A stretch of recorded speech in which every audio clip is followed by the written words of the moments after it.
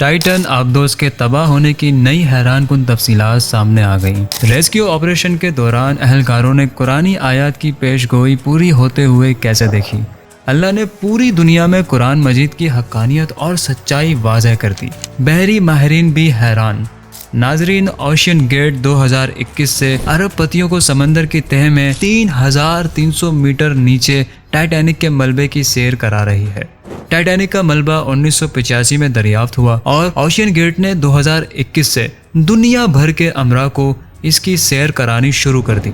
शहजादा दाऊद और सुलेमान दाऊद 18 जून को टाइटन में सवार हुए और आबदोस पानी में उतर गई। 1 घंटा 45 मिनट बाद आबदोस का कंट्रोल रूम से राब्ता टूट गया।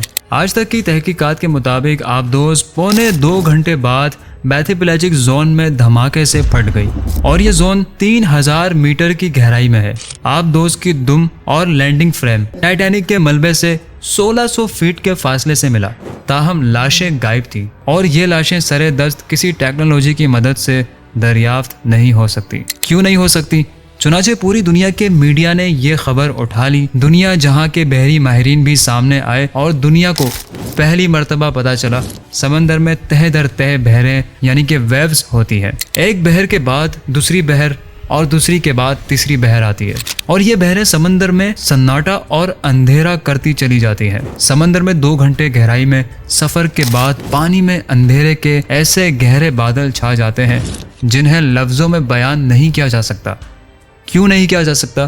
क्योंकि ये अंधेरा दुनिया के किसी भी मकाम पर इंसान के तजर्बे में नहीं आता। बहरी माहिरीन इस अंधेरे को पिच डार्कनेस कहते हैं। ये अंधेरा इतना गहरा होता है कि इंसान दूसरे हाथ को टटोल नहीं सकता। हमें ये जानने के लिए सूरह नूर की आयत 40 पढ़ना पड़ेगी। अल्लाह ताला ने इस आयत में मिडनाइट जोन और पिच डार्कनेस के बारे में बताया है। या जैसे एक गहरे समंदर में अंधेरा हो, मौजों के ऊपर मौजें उठ रही हों, ऊपर से गहरे सियाह बादल छाए हुए हों, ऊपर तले बहुत से अंधेरे हों और अगर कोई अपना हाथ निकाले तो वो उसको भी ना देख पाए। आप ये आयत दोबारा पढ़ें और इसके बाद टाइटन आबदोस के सानिए पर माहिरीन की राय भी दोबारा सुने और फिर अपने आप से सवाल करें, आज से 1400 साल पहले जब इंसान समंदर में 3 मीटर से ज्यादा गहराई में नहीं गया था, इस वक्त कुरान मजीद में किसने डिक्लेयर किया समंदर में मौजों के ऊपर मौजें होती हैं और ये गहरे बादलों की तरह हर चीज को ढांप लेती है और ये एक ऐसा अंधेरा तख्लीक कर देती है जिसमें एक हाथ दूसरे को शनाख्त नहीं कर सकता। ये हकीकत 1400 साल पहले किस तरह मालूम हो गई? दुनिया 1985 में टाइटैनिक का मलबा तलाश कर पाई, जबकि अल्लाह ताला ने 628 हिजरी में बता दिया हम समंदर में मौज के ऊपर मौज चलाते हैं। ये मौजें गहरे बादल जैसी होती है और ये एक ऐसी पिच डार्कनेस तख्लीक करती है जिसमें बीनाई जवाब दे जाती है और टाइटन इस पिच डार्कनेस में गुम हुई या तबाह हो गई। क्या ये महज इत्तेफाक था?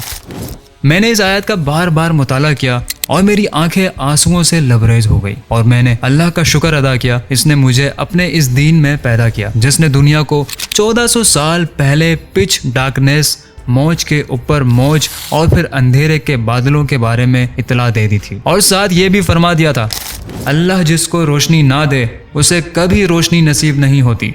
और मुझे साथ ही ये भी महसूस हुआ अल्लाह ताला ने शायद दुनिया को अपनी आयत की तरफ मुतवज्जे करने के लिए टाइटैनिक और टाइटन को डुबोया ताकि लोगों तक उसका पैगाम पहुंच सके।